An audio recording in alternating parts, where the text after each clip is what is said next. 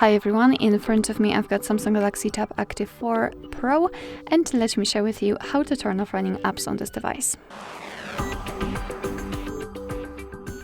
So all we have to do is to open the recents, and we can do it just by using this button with 3 bars icon. So let's simply press it, and here we've got all apps which we had previously opened, and if you want to, you can remove them manually, just swipe them up like that.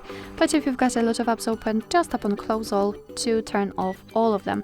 You can check it just by tapping on this or pressing this 3 bars button, and here we've got the information that we've got no recently used apps. Sometimes your device will close all of them except the last one opened, but no worries, all you have to do is to swipe it up to turn it off completely.